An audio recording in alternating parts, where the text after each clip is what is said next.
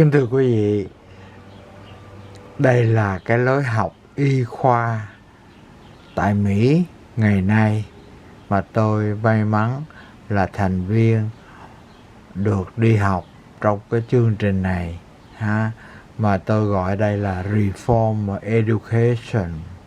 Nó giống như là tẩy não ở Việt Nam vậy đó nhé. Mời quý vị xem đoạn ngắn và tôi sẽ giải thích mình nên ăn uống như thế nào để cho khỏe mạnh, tức là liên hệ tới tâm, can, tỳ, phế, thận đấy ạ. Mời quý vị xem đoạn ngắn thôi nha, vì tôi không được quyền là lấy hết tài liệu của người ta bỏ tù mình chết. Those are very important for overall heart sound and heart function. Pretty amazing stuff, isn't it, Jonathan? It is. You're talking about sticky blood. And this is what people are experiencing more and more with the toxicity, low nutrient levels.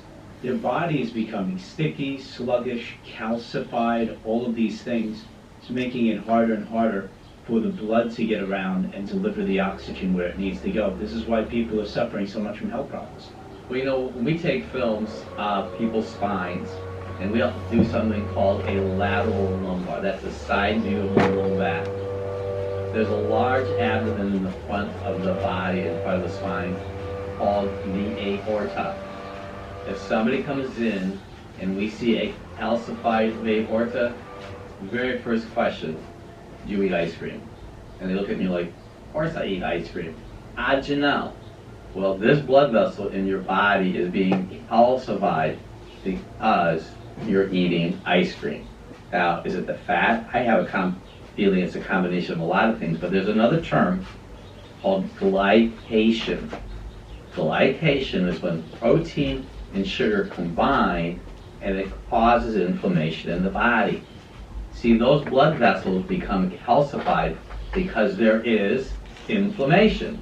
And when there's inflammation, your body is trying to protect itself, just like cholesterol. You know, I've talked about cholesterol with Jonathan before.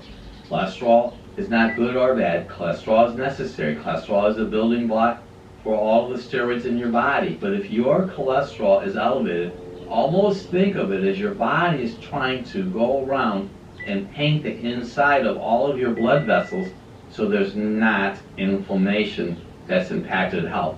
I want you to get this from this particular segment. What you're putting in your body impacts your body in less than 30 seconds. I want to say less than 15 seconds. Between 15 and 30 seconds, whatever you're putting in your body's either celebrating or your body's going like, what are they doing that for? Like, they know that they're going to create the distress? Your heart beats 72 times per minute. That's essential normal. I exercise every day. Đúng vậy. I work very diligently to keep my heart rate down. I like it to be below 60. You know why? That means my heart works less. You take off 10 beats per minute, you put a lot of minutes on there, your heart's not working as hard as it needs to. And I want to go one step further when it comes to this aspirin idea. Aspirin is tricking your body. Aspirin, if you have thick blood, you have to backtrack because you're consuming too many safflower oil, sunflower, and other oils that are very toxic to yourself. But if you have to take an aspirin today, or you're told you have to take an aspirin, I would encourage you to get the omega test done. The omega test is a very specific test that'll tell you exactly what oil you have in your body. So you're not rolling the dice of what kind of aspirin you should be taking. Full dose, half dose, a pink one, a white one, generic one. Amazing, huh? Yeah. And what other kind of supplements should people be doing perhaps that even if they eat an organic diet, and maybe you also should jump in, we talked a little bit off camera, if people are eating, they think they're okay, organic sugar, organic, too much sweets, but on top of that, making changes to their diet, what other kind of supplements do you think would be helpful? Well, I really think when it Tôi comes nói về organic, đó là lý do tôi trồng rau cải và đi chợ tôi hay để ý đến organic vegetable đấy ạ. Sugar, however you want to call it, is still going to compromise the function of your body. But I mentioned phosphatidylcholine. That's probably not really a common product. Well, I know I've been practicing since 1978. I don't have too many people come into my office that are taking phosphatidylcholine. Phosphatidylcholine is one of those little known secrets. It literally helps your liver function, your gallbladder function, your nervous system function. So I want you to think about this for a minute. There's something called the seasonal affect disorder. Some of you watching me right now, maybe you've been labeled with the seasonal affect disorder.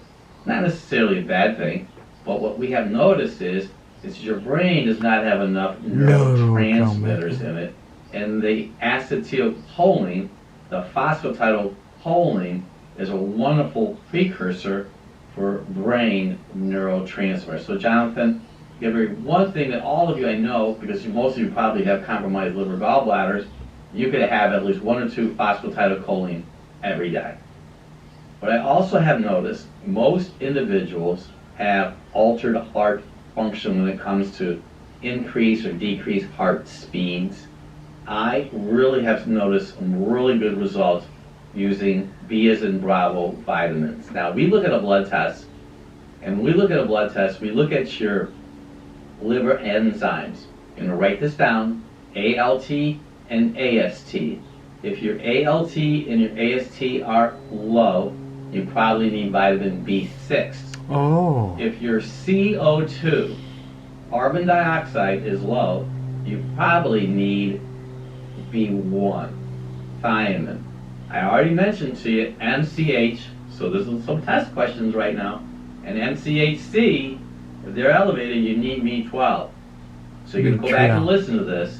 If those nutrients are off, chances are you don't have enough B vitamins. If you cry easy, mosquitoes like you. I'm going to say that again. If mosquitoes like you, if you're to go and walk in the woods with me, the mosquitoes don't like me. They really love me, but they don't land on me. Everybody loves Dr. Bob, just like everybody loves Jonathan. But you could have somebody with you and they're going, and they're spraying with all this stuff on them. Mosquitoes smell B vitamins. They don't like them. That's why I make sure I take some B vitamins every day. I don't cry easy. I exercise every day, and I don't have sore muscles. So people who have sore muscles after exercise, because of buildup of pyruvic and lactic acid, need B vitamins. So consider adding some phosphatidylcholine, some B vitamins, and most of you probably could use some type of good multiple mineral that dissolves easily in your body. And the reason is, when you have stress, you have stress out there, it causes an acid pH in your body, and an acid pH, Jonathan, cannibalizes minerals. Then they have leg cramps at night, and they wonder what's going on inside of them. Yeah, that was a great point at the end. It's a very simple thing to look at, that if somebody is eating a little too sweet, which a lot of people understand, don't eat a sugary diet, it's demineralizing you. So maybe talk a little bit more, though, about some of the foods that are rich in minerals that you like. Well, I eat a combination of a variety of organic foods. I have an organic salad every day. I have some mixed nuts throughout the day that have sea salt or Celtic sea salt. We use Celtic sea salt liberally on our salads and our food. I'd encourage you to find a salt that you feel comfortable with, that works well with your body. Some people use a Himalayan salt. I would not use any kind of commercial salt that has any kind of dextrose or aluminum added to it. You want something that you know is kind of granular. You might have to have your own, but it cannot be refined. You don't want aluminum with it. I really encourage people to, and I'm going to repeat myself on this, to eat green food, because green food is magnesium. I do appreciate your concern, and thank you so much for all valuable information on this program. Thank you.